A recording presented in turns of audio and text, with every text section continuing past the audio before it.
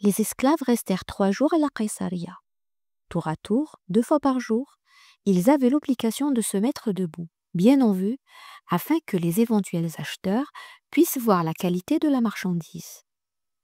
Le 3e jour, on les fit entrer tous, personnes et autres marchandises, sur la place où les émissaires du pacha et du dey auraient rendu compte des richesses ramenées et un délai aurait lancé le début de la vente aux enchères.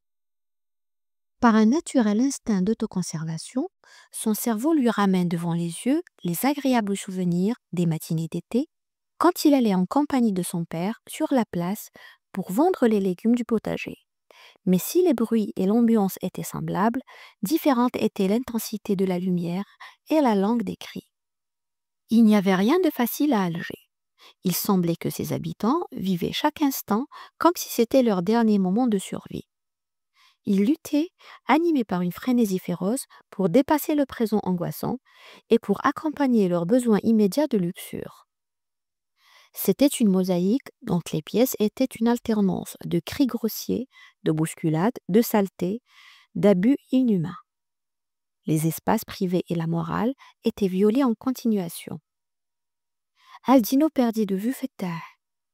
L'espace d'une seconde, qui lui parut une éternité, il parcourt du regard tous les vestibules de la place.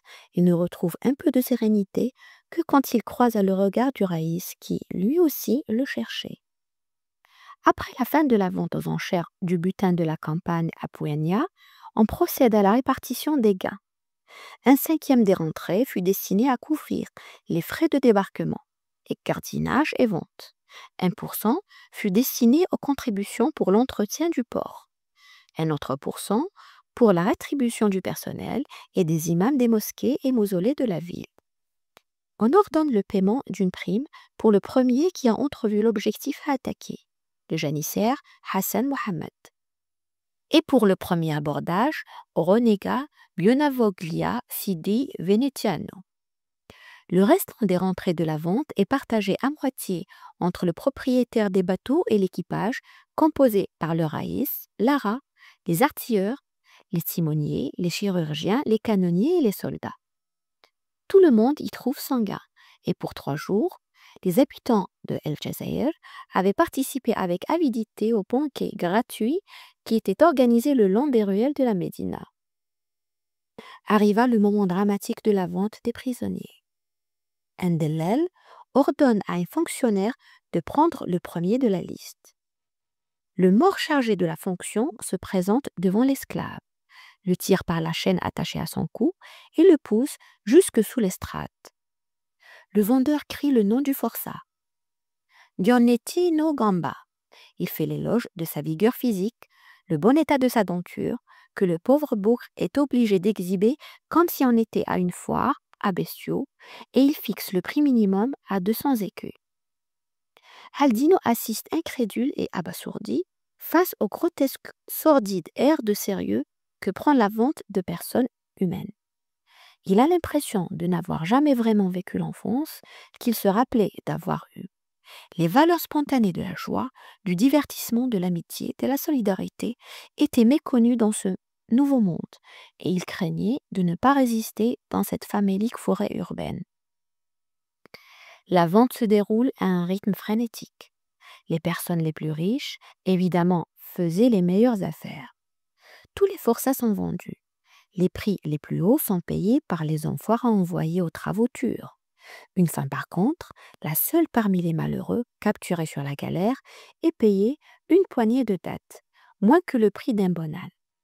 Les gentilshommes vénitiens, enveloppés dans leurs habits élégants au moment de la capture, sont vendus à 500 écus chacun, et ils auraient rapporté 10 fois plus à leur acheteur au moment du paiement de la rançon par la famille.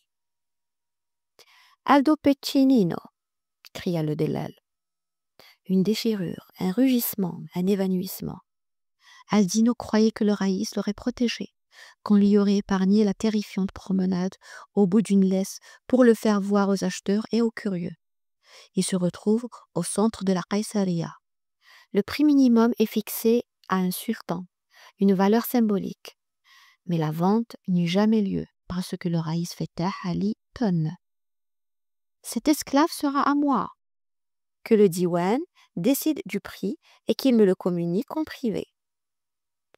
Personne n'aurait osé s'opposer à la volonté du raïs. La mémoire du deuil qui l'avait frappé était encore vivante dans le cœur de tous. Fatah Ali et le jeune garçon s'éloignent de la Karsalia, l'esprit tonifié.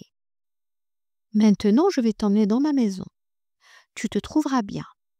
Tu vas voir, quand ma femme te connaîtra, comme elle sera heureuse. Je pourrai un jour retourner chez moi? Je pourrai revoir mes gens, ma famille, mes montagnes? Demande Aldino. Je pense que oui. Si nous nous y prenons bien, je crois que oui. Mais considère-toi déjà chanceux d'être avec moi. Les deux marchaient se tenant par la main en direction du palais du raïs. Le jour tirait à sa fin et la chaleur mortelle, elle aussi épuisée, laissait place à une brise du soir qui, par ses souffles légers et rafraîchissants, offrait au corps un répit longuement attendu. Ils parcourent Tariq Arbadji jusqu'à un croisement. À leur gauche, un escalier fait de marches irrégulières grimpe insolemment vers la Casbah. Aldino s'attarde à regarder un garçon à la peau couleur café au lait, occupé à nettoyer l'escalier des quotidiennes saletés humaines et animales. Il avait appuyé contre le mur un balai plus grand que lui, et il était occupé à vider le contenu d'un seau dans un panier chargé sur le dos d'une mule. À cause de sa petite taille et du poids excessif du seau, le petit mort était sur le point de perdre l'équilibre et de tomber. Aldino, agile et leste, d'un élan improviste, court à son secours. Il lui soutient le dos des deux mains et lui évite une dangereuse chute sur les escaliers. Shukran, remercie le jeune arabe. Saha, intervient le raïs pour tirer Aldino de l'embarras. Le jeune autochtone reprend son chemin en montée, se retourne plusieurs fois pour montrer son beau sourire complaisant. Aldino se retourne vers Fatah et demande: Excuse-moi, mais qu'est-ce que vous vous êtes dit? Il t'a remercié. Et toi, qu'est-ce que tu as dit? Moi aussi, j'ai dit merci pour sa gentillesse. Mais je n'ai pas entendu la même parole. En effet, celle que le petit mort a utilisée est plus littéraire, peut-être un peu plus respectueuse aussi que Saha. Aldino se rapproche d'une haie de buis, savamment ciselée par les ciseaux d'un jardinier. Il en détache une brindille pour la tenir entre ses dents, et pendant qu'il redescend l'escalier, son œil s'attarde sur les murs qu'on devine derrière le buis.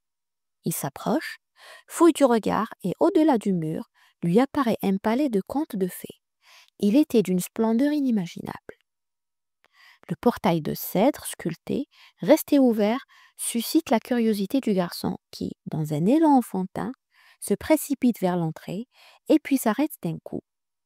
La richesse de la skrifa permettait d'en deviner la richesse architecturale, mais pour mieux apprécier sa sobre splendeur, il dut dépasser le couloir à chicane. Une fois monté les 3 marches de marbre, Fatah accompagne Aldino à l'entrée. Il traverse le couloir sombre de Bardiglio, impérial, accompagné par l'écho austère des talons des bottes du raïs. Et ils sont assaillis par la lueur aveuglante du banc des colonnes de marbre du vestibule qui rivalisait avec l'élégance royale des arcades en manches de panier. Des céramiques de faïence à motifs floraux ornaient les murs dans le prolongement vertical des colonnes du patio avec celles de l'étage supérieur, encastrées dans une balustrade de bois finement sculpté. Les murs en chaux blanche étaient revêtus de carreaux de céramique andalouse et présentaient des arabesques phytomorphes et des enchevêtrements de couleurs chaudes, rafraîchis par des jets d'eau tranquille d'une fontaine mise au centre du patio, pavée d'un candide marbre de Carrare. C'était une image d'harmonie parfaite entre la blancheur des murs, la rondeur des arcades, les lignes droites des colonnes, les couleurs douces des faïences, le tout générait un cadre de gaieté, de bien-être et de spiritualité. Abasourdi par cette vision féerique, Aldino demande: C'est ici que vit le roi? Non, mon cher, ici vit la princesse Lel-Lardaouj Lahamia, la plus belle femme de la création.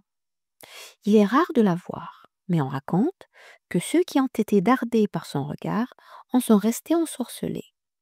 Son regard magnétique exerce une attraction qui cristallise les aiguilles du cœur. Ils prennent Tariq Sultan, puis Tariq Ali el-Fassi, et ils arrivent au palais du Raïs. C'était une construction imposante placée en face des murs de la Médina, avec vue sur la plage. Il transmettait une forte sensation d'inquiétude, que ce soit pour son architecture excessivement rigoureuse, que ce soit pour le silence tombal qui l'entourait. Arrivé à l'entrée, il monte 2 marches recouvertes de céramique couleur miel et il se retrouve dans la srifa, éclairé seulement par la lueur de 2 lampes à huile. Une ouverture étroite montrait sur le côté droit quelques fenêtres en fer battu, impressionnantes par leur triste insolence. En face, en contrebas, il y avait des niches arquées invivantes, délimitées par 2 piliers avec base en marbre vert.